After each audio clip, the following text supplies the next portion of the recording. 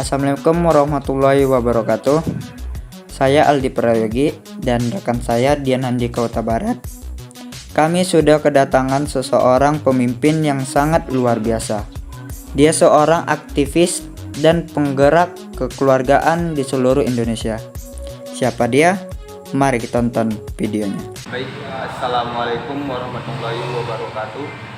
Saya Dian Handika Kota Barat dari Fakultas Sains dan Teknologi, dan rekan saya Aldi Prayogi ingin mewawancarai ketua umum dari Himpunan Mahasiswa Ikatan Keluarga Labuan Batu Raya, yaitu Bang Irham. Baik, Bang Irham boleh perkenalkan diri sebentar? Baik, perkenalkan, nama saya Irham Sadan Iram B. Saya asli dari Labuan Batu, putra daerah dari Labuan Batu di Rantau Prapat. Jadi saya saat ini memiliki tanggung jawab dan amanah sebagai Ketua Umum Pengurus Besar Himpunan Mahasiswa Ikatan Keluarga Labuan Batu Raya. Baik, untuk mempersingkat wawancaranya, saya akan mempertanyakan sedikit pertanyaan kepada Bang Irham. Yang pertama itu, seperti apa gaya kepemimpinan ideal menurut Bang Irham? Kalau kita berbicara tentang pemimpin ideal ini, tentunya pemimpin ideal ini dia pertama cakap publik. Artinya dia bisa berbicara di depan umum, gitu kan. Artinya dia bisa menyampaikan pikirannya, menyampaikan gagasannya untuk pikirannya itu bisa dilakukan banyak orang. Pikirannya itu bisa dilaksanakan oleh orang lain, begitu kan. Satu lagi pemimpin ideal yang menurut saya yaitu dia harus menjadi tauladan bagi seluruh anggota-anggotanya. Baik, pertanyaan kedua itu, bagaimana cara Bang Irham menghadapi konflik ketika menjadi seorang pemimpin? Ya, artinya dalam organisasi pasti dinamika konflik dalam tubuh organisasi, dalam tubuh lembaga itu pasti ada, ya kan.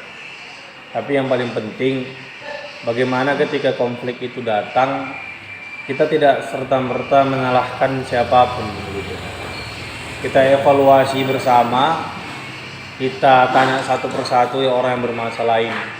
Jangan langsung kita justifikasi bahwa kesalahan ini dilakukan oleh si oknum tersebut, tidak, gitu kan.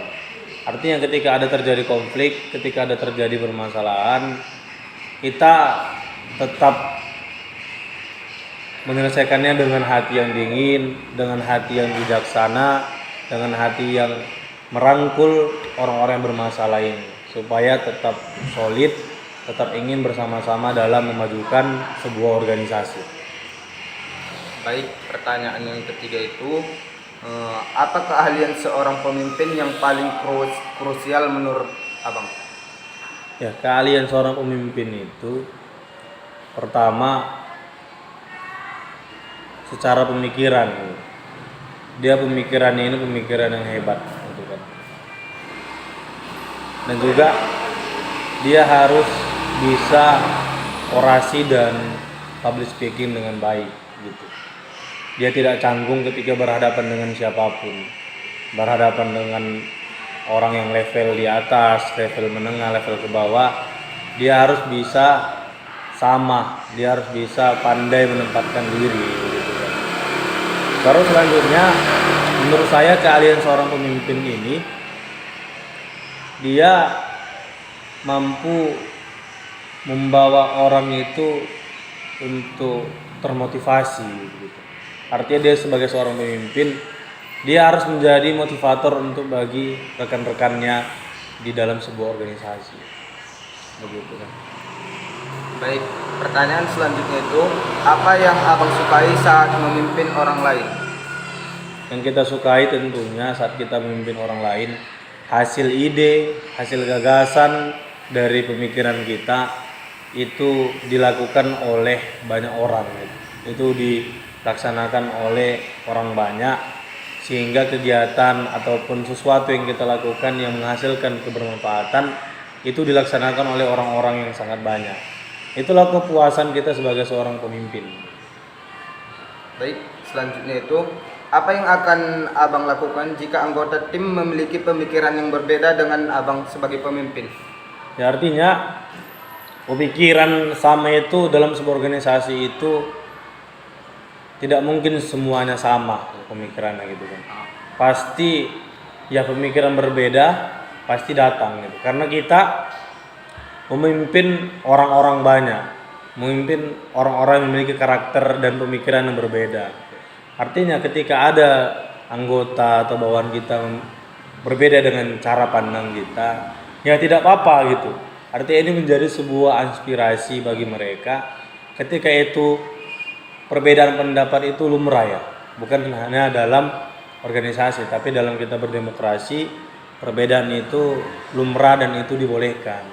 Tapi bagaimana ketika kita berbeda pendapat dengan bawahan kita, tujuannya untuk membangun organisasi ini dengan baik gitu.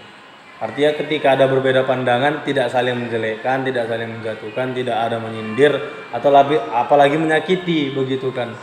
Artinya berbeda pendapat itu sesuatu hal yang wajar menurut saya.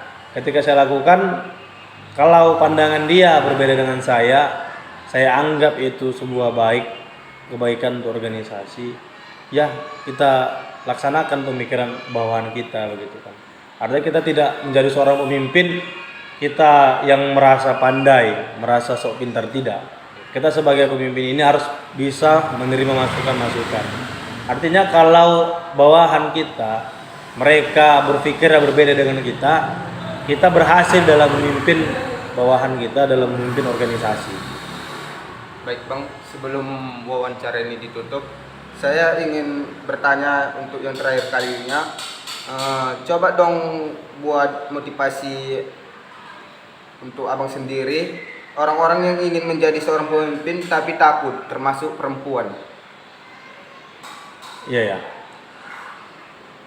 Saya ingin menyampaikan tidak ada ketakutan bagi kita semua atau bagi generasi muda saat ini untuk menjadi seorang pemimpin.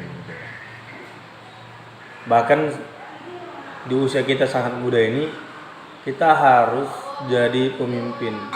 Baik itu memimpin kita diri sendiri kita baik, dan juga kita harus mampu memimpin organisasi dengan baik gitu. Artinya anak muda itu jangan takut ketika dia memimpin sebuah wadah, memimpin organisasi, memimpin sebuah lembaga. Karena organisasi itu tempat belajar. Artinya ketika kita ingin terjun menjadi seorang pemimpin di sebuah organisasi baik kepemudaan dan mahasiswa, niatkan kita ini mencari ilmu, mencari amal, dan niatkan ini kita untuk belajar, berproses yang membuat kita ini menjadi seorang pemimpin yang bijaksana, seorang pemimpin yang ideal begitu. Nah, untuk perempuan tadi untuk perempuan juga hari ini kita di negara Kesatuan Republik Indonesia tidak melarang siapapun yang akan naik menjadi seorang pemimpin. Bahkan bukan hanya kepala daerah, bukan hanya gubernur, bukan hanya presiden yang memberi ruang bagi kaum perempuan untuk menjadi seorang pemimpin, begitu kan. Nah, di organisasi begitu juga. Perempuan jangan takut, mentalnya harus kuat. Kita anak muda, generasi muda hari ini yang paling penting itu adalah mental gitu. Kalau kita hari ini masih takut, kita bukan generasi muda yang hebat gitu kan. Kita bukan generasi yang hari ini dicita-citakan oleh founding fathers kita menjadi generasi yang tangguh, generasi muda yang memiliki masa depan yang cemerlang. Baik, terima kasih. Oke, sebelum wawancara ini ditutup, saya ingin menambahkan sedikit. Tidak ada perbedaan yang terlalu mendasar tentang pemimpin laki-laki atau perempuan.